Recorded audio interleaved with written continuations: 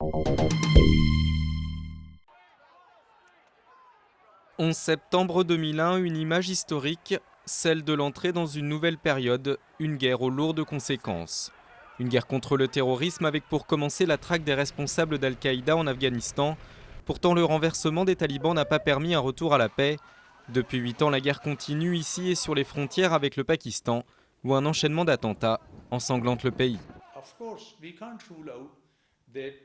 Bien sûr, on ne peut pas exclure qu'Al-Qaïda n'est pas derrière tout ça, mais ce n'est pas seulement Al-Qaïda qui soutient ces talibans. Il y a d'autres protagonistes dans cette affaire et ils participent aussi à créer ce désordre dans ce pays. Autour du monde, d'autres militants répondent à l'appel d'Al-Qaïda et à son chef Oussama Ben Laden. Ils prennent les armes et n'hésitent pas parfois à se faire exploser, dans l'espoir de renverser des gouvernements, de repousser la culture et l'influence occidentale et de construire un État islamique. Un an tout juste après les attentats du 11 septembre, le groupe Jemaah Islamiyah, inspiré d'Al-Qaïda, frappe le paradis touristique de Bali. 202 personnes sont tuées dans ces explosions, ouvertement planifiées contre les étrangers. Tout au long de cette dernière décennie, les dates tragiques se succèdent, les morts aussi. Istanbul en 2003, Madrid en 2004, Londres en 2005, Mumbai en 2008. Sans oublier la situation en Irak et les autres innombrables tragédies.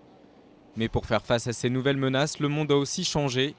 Des dizaines de pays se sont engagés dans la guerre en Afghanistan et ont fait la chasse aux organisations criminelles internationales.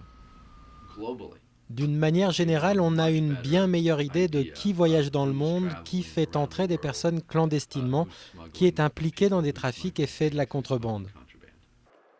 Reste que cette chasse sans limite au terrorisme se fait parfois au détriment des libertés publiques et des droits de l'homme, à l'image de la Chine.